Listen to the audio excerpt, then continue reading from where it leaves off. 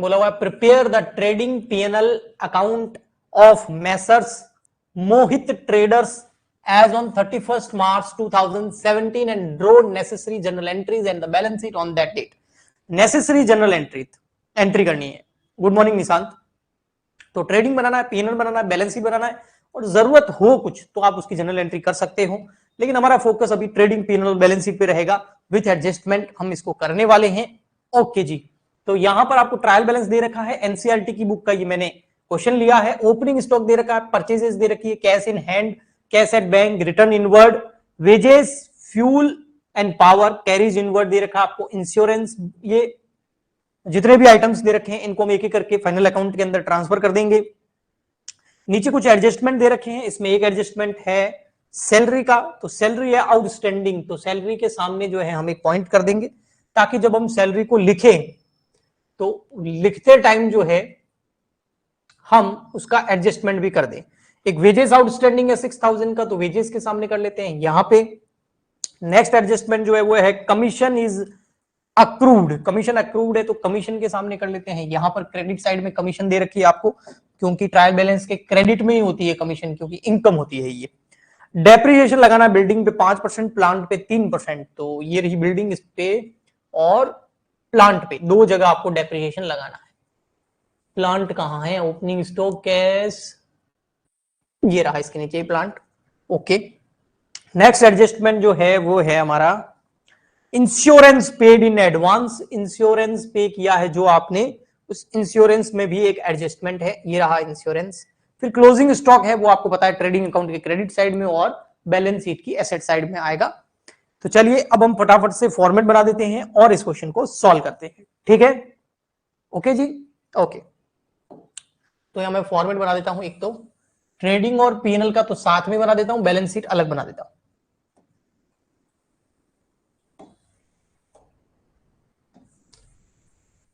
ठीक है? आप अपने पास कैलकुलेटर लेके बैठना बेटा, ताकि जो है आप भी साथ साथ कैलकुलेशन कर सकें. Trading and PNL account for the year end date 31st March 2017. Credit, debit, particular, rupees,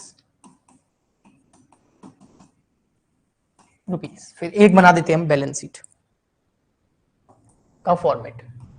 सो ये है हमारी बैलेंस शीट, जो कि किसी भी कंपनी या किसी भी बिजनेस की फाइनेंशियल पोजीशन को बताती है ईयर एंड की डेट पर. जैसे हमारा ईयर एंड 31st मार्च को होगा तो उस डेट की ये फाइनेंशियल पोजीशन बताएगी. तो balance sheet as on 31st March 2017, इधर आ जाएगा लायबिलिटीज, रुपीज, एसेट्स, रुपीज. हो गया? ठीक है.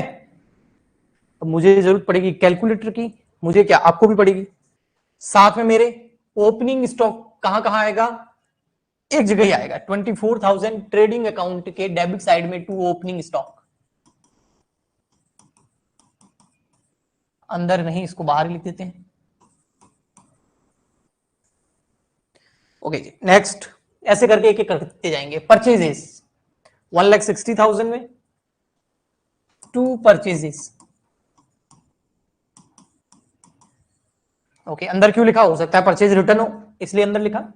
Next cash in and balance sheet में 60,000 और बैंक है 32,000. 16 और 32 बैलेंस शीट में जाएगा. दोनों एसेट है. कौन सी एसेट? Current asset. तो cash in hand, cash at bank 16,000, 32,000. कोई प्रॉब्लम हो तो बेटा बोल देना. ठीक है? हाँ जी. Next return inward. ये कैरीज इनवर्ड या कैरीज आउटवर्ड नहीं है, यानी कि फ्रेट, भाड़ा, गाड़ी भाड़ा नहीं है. ये तो परचेज रिटर्न है या सेल रिटर्न है. अब ये रिटर्न इनवर्ड का मतलब क्या हो गया? परचेज रिटर्न या सेल रिटर्न. देखो बेटा, हम डेबिट में बैलेंस लिख रहे हैं, डेबिट में लिखा हुआ है. परचेज डेबिट होता है, परचेज रिटर्न क्रेडिट होता है, सेल्स क्रेडिट होता है, लेकिन सेल्स रिटर्न डेबिट होता है. तो ये कौन सा हो गया? सेल्स रिटर्न है. तो रिटर्न इनवर्ड का मतलब सेल्स रिटर्न है ये. ठीक है? तो 4,000 रुपए यहां आ जाएगा सेल्स रिटर्न. बाय इधर सेल्स आएगा, उसमें से लेस कर देंगे sales return. 4000। Next wages, wages में एडजस्टमेंट है। ओके, वेजेस एक इन डायरेक्ट एक्सपेंडिचर है, तो ट्रेडिंग अकाउंट में आएगा 22,000 और वेजेस आउटस्टैंडिंग कितना है वो भी देख लो। ये रहा सेकंड पॉइंट में, वेजेस जो आउटस्टैंडिंग है वो आपका 6,000, तो 6,000 का वेजेस बकाया है, 22,000 का पे कर दिया है, तो आउटस्टैंडिंग तो पता ही आपको ऐड हो जाता है। यहां लिख देंगे टू वेजेस 22,000 ऐड हो जाएगा आउटस्टैंडिंग वेजेस, ऐसा वेजेस जो करंट ईयर का है बट पे नहीं किया करंट ईयर में। कितना? 6, आई थिंक 6 ही था ना, हाँ 6,000। तो ये हो गया टोटल 28,000। अब ये जो 6,000 है ना, ये आउटस्टैंडिंग वेजेस है, तो ये कहां आएगा पता है आपको? बैलेंस शीट की लायबिलिटी में। हमने वेजेस नहीं पे किया है तो करना पड़ेगा, तो आउटस्टैंडिंग वेजेस 6,000। तो मैं एडजस्टमेंट अलग से नहीं कर रहा हूं, मैं बस क्वेश्चन को सॉल्व करता जा रहा हूं, जहां जिस पॉइंट में एडजस्टमेंट है उसका ट्रीटमेंट उस वहीं कर दिया। तो ये बड़ा सिंपल रहता है और टाइम की काफी बचत होती है इसके अंदर। फ्यूल एंड पावर, ये आपको पता है, फ्यूल एंड पावर जो है एक डायरेक्ट एक्सपेंडिचर है, तो ट्रेडिंग में आ जाएगा टू फ्यूल एंड पावर 18,000, और इस पे कोई पॉइंट नहीं है तो सीधा मैंने इधर लिख दिया इसको। नेक्स्ट है आपका कैरीज इनवर्ड है। देखो कैरीज आउटवर्ड नहीं है, कैरीज इनवर्ड होता है ना तो ट्रेडिंग का एक्सपेंडिचर है, कैरीज आउटवर्ड होता है तो पीएनएल का होता है, क्योंकि कैरीज इनवर्ड परचेज पे देते हैं और कैरीज आउटवर्ड सेल से रिलेटेड एक्सपेंडिचर होता है। तो कैरीज इनवर्ड जो है वो ट्रेडिंग अकाउंट में आ जाएगा 6,000 रुपए। यहां लिख देंगे हम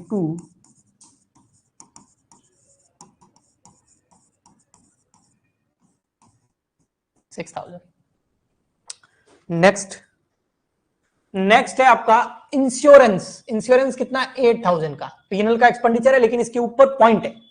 पॉइंट ये है कि insurance paid in advance, advance में पे कर दिया है, यानी कि फ्यूचर का इंश्योरेंस अभी पे कर दिया है, वो भी इसमें शामिल है। कैसे मैं बताता हूं, देखो इंश्योरेंस है 8,000 का, तो पीएनएल में आ जाएगा यहां पर टू इंश्योरेंस 8,000 का, लेकिन इसमें से कुछ इंश्योरेंस ऐसा है जो करंट ईयर का नहीं है। एडवांस में पे करंट ईयर का कैसे करेंगे? अगले साल का भी पे कर दिया, उसको एडवांस बोलेंगे। आप अपने कॉलेज की फीस या स्कूल की फीस एडवांस में कब पे करेंगे? जब आप अगले साल की पे करेंगे।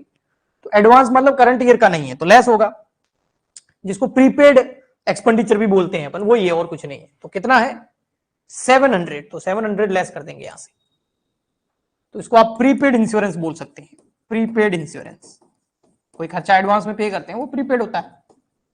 तो यहां आ जाएगा 7,300, और ये जो प्रीपेड इंश्योरेंस एडवांस में पे करते हैं ना, तो प्रीपेड एक्सपेंस हमेशा एसेट होता है, तो यहां आ जाएगा prepaid insurance. Outstanding expenditure liability होता है और प्रीपेड एक्सपेंडिचर जो होता है वो एसेट होता है।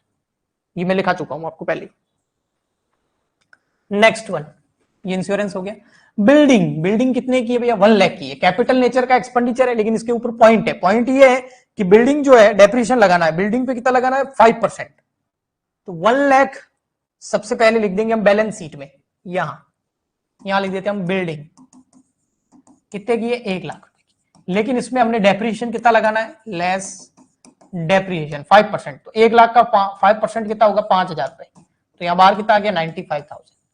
क्योंकि बिल्डिंग एक कैपिटल नेचर है तो बैलेंस शीट में जाता है, लेकिन उसके ऊपर जो डेप्रिसिएशन लगता है वो कहां जाता है? पीएनएल में। तो यहां आ जाएगा to depreciation on building.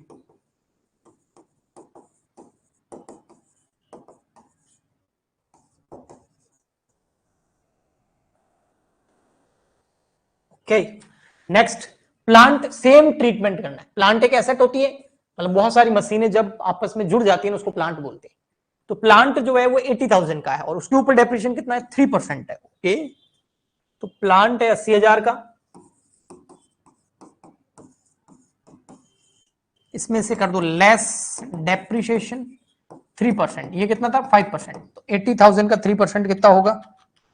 2,400। 80,000 minus 2,400, तो ये हो जाएगा 77,600। अब ये 2,400 रुपए डेप्रिसिएशन कहां चला जाएगा? पीएनएल अकाउंट के अंदर, यहां पर टू डेप्रिसिएशन ऑन प्लांट।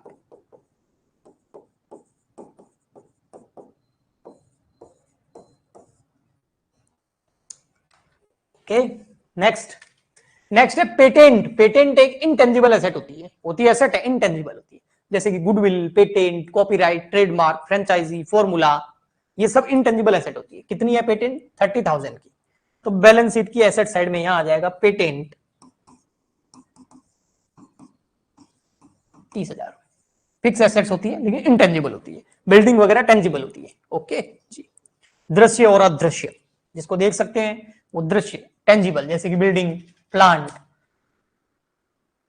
फिर आता है आपका सैलरी। सैलरी पीएनएल का है कितना है? 28,000। लेकिन सैलरी क्या आउटस्टैंडिंग है? कितनी? 12,000। ओके, आउटस्टैंडिंग है तो ऐड हो जाएगी। सैलरी है 28, पीएनएल में आ जाएगा यहां पर टू सैलरीज 28,000। इसमें कर देंगे add outstanding salary. Outstanding add होता है 12,000, ये जाएगा 40,000, 40,000। और ये 12,000 जो है ये कहां जाएगा? ये जाएगा पीएनएल में, लायबिलिटी साइड में। पीएनएल में क्या? बैलेंस शीट में, सॉरी, लायबिलिटी साइड में। यहां लिख देंगे आउटस्टैंडिंग सैलरी। लायबिलिटी है भैया, सैलरी पे करो, क्यों नहीं करी आपने? तो फ्यूचर में करनी पड़ेगी।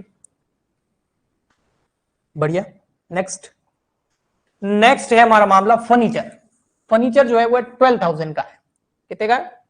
12,000 का। तो ये एसेट है, इसके ऊपर डेप्रिसिएशन वगैरह कुछ है नहीं, तो सीधा एसेट साइड में लिख देंगे हम फर्नीचर 12,000। ओके। नेक्स्ट है ड्राइंग। ड्राइंग कैपिटल में से लेस हो जाएगी, कितनी? 18,000, 18,000। तो कैपिटल लिखेंगे, उसमें से ड्राइंग लेस हो जाएगी, तो कैपिटल ले लेते हैं इधर, उसमें से लेस कर देंगे ड्राइंग।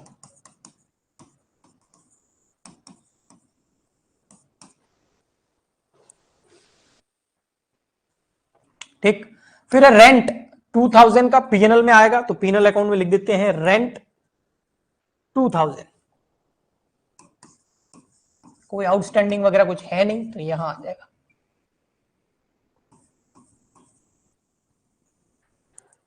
नेक्स्ट है आपका डेटर। डेटर है 80,000 का। एसेट डेटर जो है वो यहां आ जाएगा बैलेंस शीट के अंदर, 80,000। अच्छे खासे डेटर है, नहीं? बहुत उधार गुड सेल किया है, तभी डेटर उत्पन्न होते हैं, आपको पता है। फिर सेल्स, आपको पता है ये कहां लिखना है सेल्स को? 4 लाख की यहां सेल्स 4 लाख, उसमें से सेल्स रिटर्न लेस हो जाएगा तो 3,96,000 बाहर आ जाएगा, 3,96,000। Next return outward. Return inward क्या था? Sales return. तो रिटर्न आउटवर्ड क्या हो जाएगा? Purchase return. कितना है? 2,000। तो परचेज में से लेस कर देंगे, लेस परचेज रिटर्न,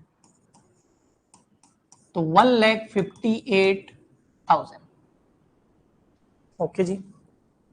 आगे जी, आगे है फिर नेक्स्ट कैपिटल। कैपिटल आपको पता है कहां आएगी? ओपनिंग कैपिटल है, तो कहां चली जाएगी बैलेंस शीट में? 1,50,000 की, तो यहां लिख देंगे 150।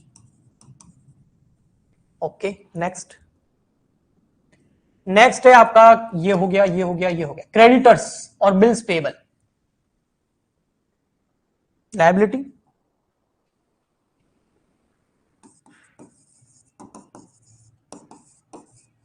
कितने कितने थे? 20 और 64, 64,000, 20,000।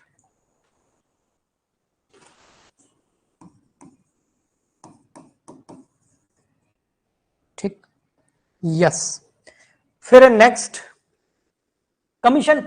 कमीशन रिसीव हुआ है, तो कौन सी इनकम है? अदर इनकम में, इनडायरेक्ट इनकम में, पीएनएल अकाउंट में जाएगी, लेकिन इसके ऊपर एडजस्टमेंट भी है, इसलिए मैं पहले इसको अंदर लिखूंगा। तो कमीशन रिसीव्ड हुआ है आपको 4,000 का, तो पीएनएल अकाउंट में लिखेंगे हम कमीशन को 4,000।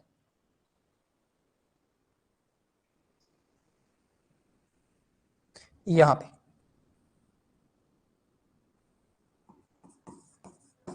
कमीशन पेड किया होता तो खर्चा होता, कमीशन रिसीव्ड है, और क्रेडिट साइड में दे रखा है ट्रायल बैलेंस के, तो इनकम है, लेकिन इसके ऊपर एडजस्टमेंट है। एडजस्टमेंट क्या है? ये देखो यहां रहा, ये रहा।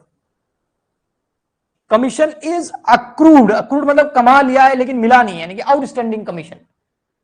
खर्चा नहीं है, आउटस्टैंडिंग कमीशन है, एसेट है कि इतनी कमीशन मिली नहीं है, कितनी? 2,400। तो यहां ऐड हो जाएगा, ऐड आउटस्टैंडिंग कमीशन, चाहे खर्चा हो चाहे कमीशन हो, आउटस्टैंडिंग होगा तो ऐड ही होगा, जिस कमीशन को हम अक्रूड बोलते हैं, इनकम को अक्रूड कमीशन था कितना 2400, तो टोटल हो गया 6400। और ये हमारे लिए क्या है, एसेट है, क्योंकि कमा ली है लेकिन मिली नहीं। तो एसेट साइड में हम लिख देंगे अक्रूड कमीशन 2400। तो लगभग हमने सब कुछ कर लिया है, केवल एक चीज बाकी है, क्या, इधर देखो एडजस्टमेंट में, ये हो गया, ये हो गया, ये हो गया, ये हो गया, ये हो गया, ये बाकी क्लोजिंग स्टॉक 12000 का है, तो ट्रेडिंग अकाउंट में आ जाएगा एक तो इधर बाय क्लोजिंग स्टॉक, और एक चला जाएगा बैलेंस शीट में, एसेट साइड में, यहां मैंने जगह रख रखी है स्टॉक। बोलो ठीक है, आया समझ में? तो अब देखो जी, यहां मिलाते हैं, आंसर निकालते हैं। तो सबसे पहले निकालते हैं ग्रॉस प्रॉफिट, 3,96,000 प्लस 12,000, तो क्या 4,08,000, 4,08,000, उसमें से लेस कर दो ये सब,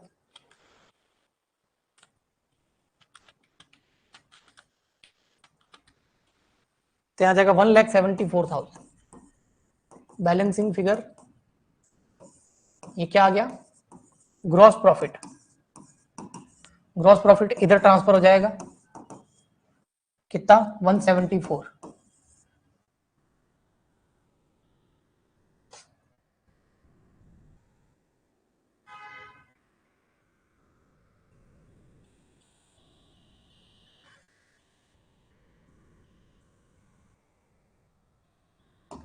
अब यहां टोटल कर लो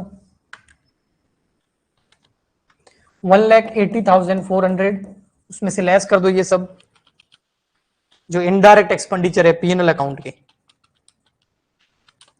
तो आपके सामने आ जाएगा नेट प्रॉफिट 1,23,700, 1,23,700। ये नेट प्रॉफिट कहां चला जाएगा, कैपिटल में ऐड हो जाएगा यहां पर,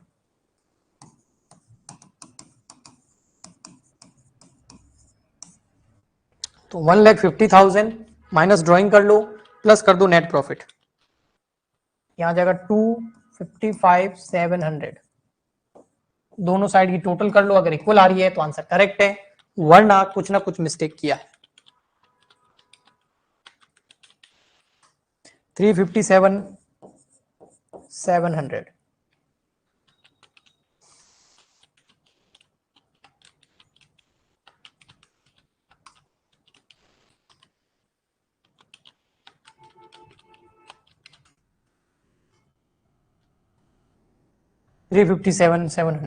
एकदम बराबर इक्वल, ठीक है, हो गया।